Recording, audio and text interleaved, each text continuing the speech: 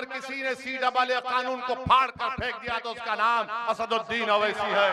दुनिया ने देख लिया कि अगर NDA के 300 MP के करीब अगर किसी ने खड़े होकर पूरी पार्लियामेंट में कह दिया ये कानून संविधान के खिलाफ है, ये कानून मस्जिद को छीनने का है, हमने मोदी के सामने, अमित शाह के सामने, नीतीश कुमार के MPs के सामने कहा ये लो मैं इस कानून को फाड़ता और तुम्हारे मुंह पर फेंकता हूं।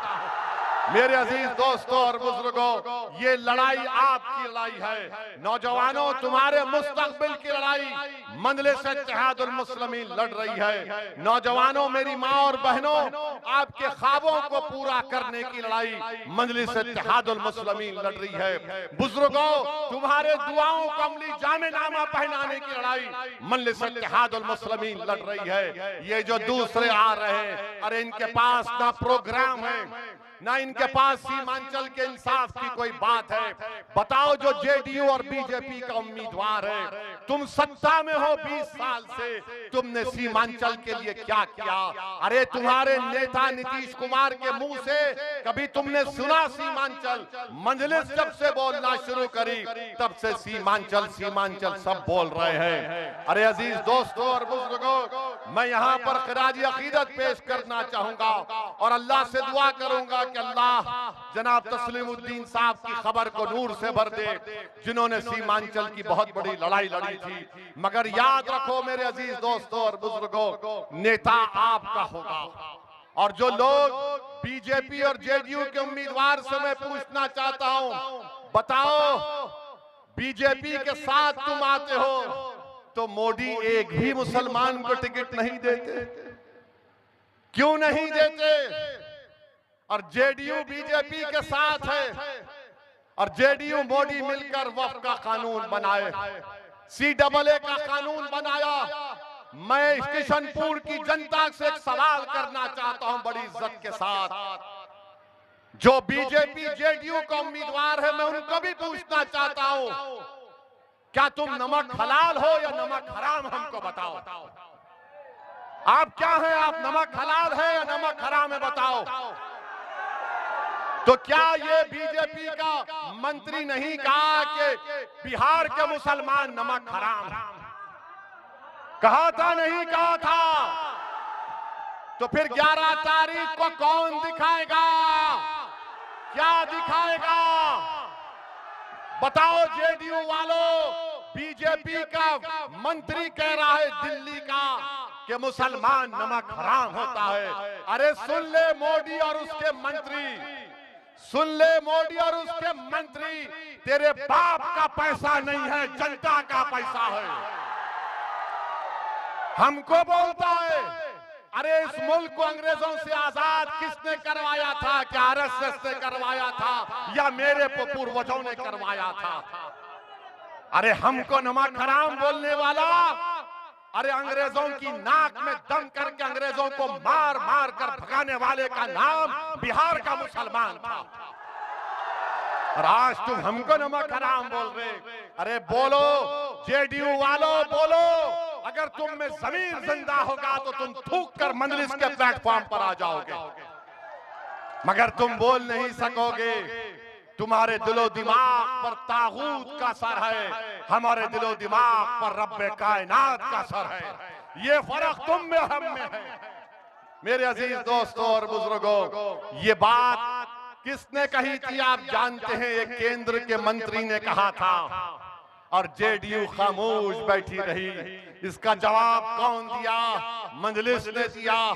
आप जानते हैं कि यहीं पर अख्तर भाई कहां पर ईद मिलादुन नबी में मारा गया था? हाजीपुर में मारा गया था। कौन गया था? ये गए थे जो बड़ा बड़ा दावा करते हैं JDU BJP वाले, अख्तर अली मान गए थे। मेरे अजीज दोस्तों और बुजुर्गों, असबियत का शिकार मत होइए। याद रखिए, इत्तेहाद में जिंदगी है और इंतशार में मौत है। मैं आपसे वादा कर रहा हूं, किशनपुर और अमूर की जनता के दरमियान में खड़े रह के वादा कर रहा हूं कि इंशाअल्लाह ताला महीने में 2 दिन अख्तर अली मान बैसा ब्लॉक में आकर बैठेंगे और 2 दिन अमूर ब्लॉक में आकर बैठेंगे और आपकी तकलीफ को सुनेंगे। अख्तरुल ईमान का हाथ पकड़कर मैं काम कराऊंगा। अगर अख्तरुल ईमान जरूरत पड़ी तो उनका कान भी पकड़ सकता हूं, मुझसे उम्र में बड़े हैं, मगर अल्लाह ने जिम्मेदारी मुझे बहुत बड़ी दी है। काम होगा इंशाअल्लाह ताला। जब आप 11 तारीख को वोट डालने जाएंगे तो एक तुम्हारा दीवाना तुम्हारे सामने हाथ फैला कर कह रहा है कि अगर ओवैसी के ताल्लुक से तुम्हारे दिल में मोहब्बत है तो यहाँ पर भाजपा को और जेडीयू को कामयाब होने मत दो खुदा के लिए। यहाँ पर भाजपा और जेडीयू को कामयाब होने मत दो, वरना तुम्हारे इस दीवाने के ताल्लुक से कहेंगे कि ओवैसी तूने वक्फ के कानून को तो फाड़ दिया, हमने किशनपुर में तुम्हारे इत्तेहाद को तार कर दिया। इत्तेहाद को बचा लो मेरी ज़द्दा और माँ और बहनों, मेरे बुजुर्गों, इत्तेहाद को बचा लो। नौजवानों, अपने इत्तेहाद को सीने से लगा कर रखो।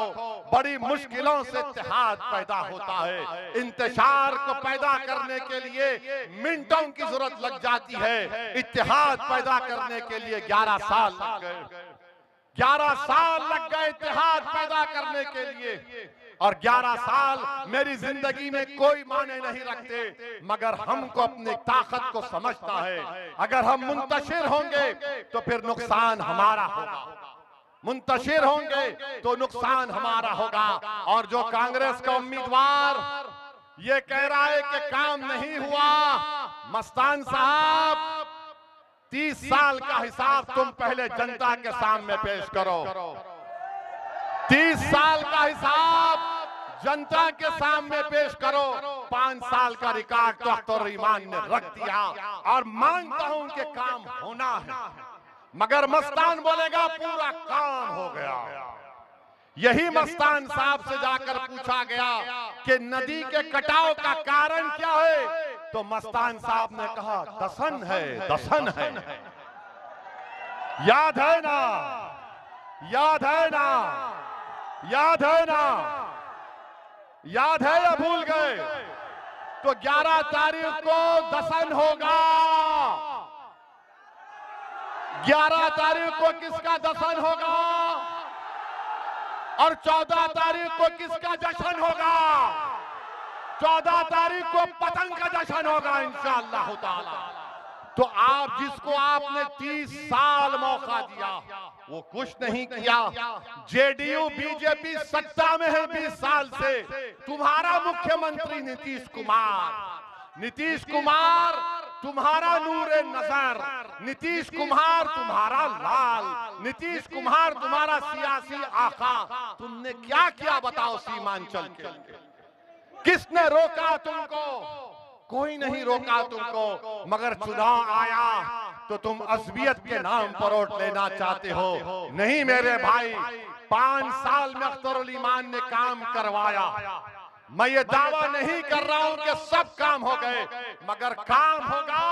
असदुद्दीन ओवैसी उसकी जिम्मेदारी लेगा इंशाअल्लाह ताला।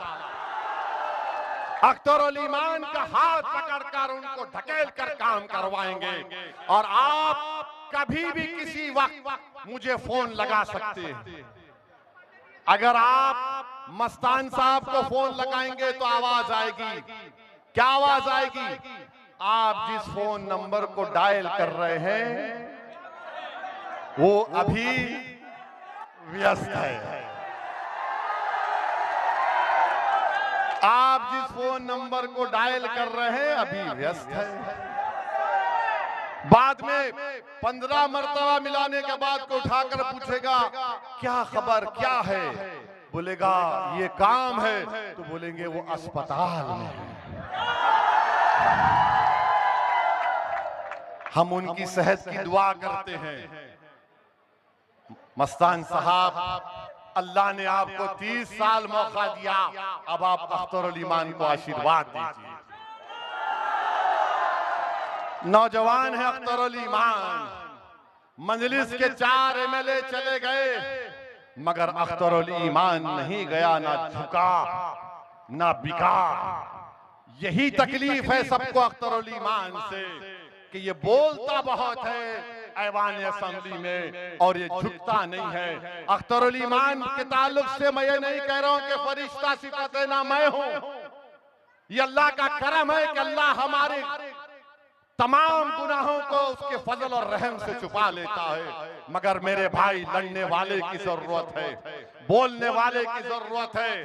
अरे बीजेपी के जितने एमपी पार्लियामेंट में बैठते हैं, क्या उनमें इतनी हिम्मत है कि वफ़्क़ कानून पर कुछ बोल सके? याद रखो, आपके नुमाइंदा है अख्तरुल ईमान, ये आपकी आवाज है। मैं आपसे अपील कर रहा हूं कि अपने इत्तेहाद को मजबूत रखिए। और मस्तान साहब को हम एक पैगाम देना चाहते हैं। मस्तान साहब, आपके गठबंधन 3.5% के मल्लाहों को उप मुख्यमंत्री बनाना चाहते हैं। कितने? 3.5%। 3.5% की समुदाय को उप मुख्यमंत्री बनाना चाहती हैं। और उस समाज का नेता बोलता है, सत्ता मिलेगी तो अब की बार मल्ला का बेटा मुख्यमंत्री होगा। मैं किशनपुर में खड़े होकर जिम्मेदारी के साथ कह रहा हूं, 17% अल्पसंख्यक समाज मुसलमान बिहार में है। तो क्या आदम का बेटा, अब्दुल्ला का बेटा, मोहम्मद का बेटा, फातिमा का बेटा बिहार का मुख्यमंत्री नहीं बन सकता? बताओ। अब बात उप मुख्यमंत्री की नहीं होगी, बात मुख्यमंत्री की होगी। अब लड़ाई मुख्यमंत्री की होगी। और इंशाअल्लाह ताला सीमांचल का बेटा जब पटना की गद्दी पर बैठेगा, तभी सीमांचल के वासियों से इंसाफ होगा। लोग बोलेंगे, ओवैसी जज्बाती तकरीर कर रहा है। अरे गूंगो, तुम्हारा ज़मीर मर चुका है, मेरा ज़मीर जिंदा है। मुझे यकीन है अल्लाह की ज़ात पर, अल्लाह इंशाअल्लाह ताला हमको इज्जतों से नवाजने वाला। कोई सोचा था कि मजलिस के 6 एमएलए जीतेंगे। मैं जिम्मेदारी के साथ कह रहा हूं, अगर आप मुत्तहिदा तौर पर अपने वोट का इस्तेमाल करेंगे तो यकीनन इंशाअल्लाह ताला ये कोई ताज्जुब की बात नहीं होगी कि सीमांचल का बेटा मुख्यमंत्री बनेगा। ये तेजस्वी यादव है, 14% है, 36% लोगों को टिकट देता है। अब बताइए आप, जब ओवैसी ये कहता है तो बड़े परेशान हो जाते हैं। अरे तुम क्या कह रहे हो, ये कैसे होगा? अरे मेरे भाई, अल्लाह के लिए खाली कुन फयकून कहना है और सब चीज हो जाती है। मेरा ईमान यही है कि हम कोशिश करना हमारा काम है, जिद्दोजहद करना पूरे इखलास के साथ हमारा काम है, लड़ना हमारा काम है, कुर्बानी देना हमारा काम है, गिड़गिड़ाकर अल्लाह की बारगाह में अपनी बेबसी का इजहार करना हमारा काम है, देना उसका काम है। और अल्लाह नवाजेगा इंशाअल्लाह ताला। तो 11 तारीख के दिन जो हमारे ट्रिपल तलाक का कानून बनाया मुस्लिम खवातीन को बर्बाद करने के लिए, बताओ जेडीयू के लोग, तुम क्या बोलते ट्रिपल तलाक के कानून को? मुंह खोलो, नहीं बोलेंगे। CAA का कानून क्यों बनाया? मोदी आकर सीमांचल में कहता है, अमित शाह आकर सीमांचल में कहता है यहां पर घुसपैठी है। क्या किशनपुर में कोई घुसपैठी है? क्या अमूर में कोई घुसपैठी है? क्या कोई बांग्लादेशी है? क्या कोई नेपाली है? अरे जेडीयू के उम्मीदवार बोलो, जाके तुम्हारे पप्पा मोदी को बोलो, घुसपैठी नहीं, यहाँ पर गयूर, कुल्हिया और सुरजापुरी रहते हैं। ये सरजमीन भारत के बाशिंदों की है, मगर नहीं बोल सकते। मोदी के सामने जाएंगे तो बोलेंगे हुकुम, और ओवैसी के सामने मोदी आएगा तो सीना तान कर आंख में आंख डालकर बोलता हूं। मेरे अजीज दोस्तों और बुजुर्गों, आपकी सियासी क़यादत को मजबूत करिए, अपनी पार्टी को मजबूत करिए, अपने वोटों से मजबूत करिए। तो 11 नवंबर के दिन एक पैगाम आपको देना है, मोदी, अमित शाह को, नीतीश कुमार को, चिराग पासवान को, कुशवाहा साहब को। और वो पैगाम क्या है कि हम तुम्हारे इस काले वक्फ कानून को मुस्तरद करते हैं, रिजेक्ट करते हैं। और कैसे करते हैं? पतन छाप पर बटन दबाकर।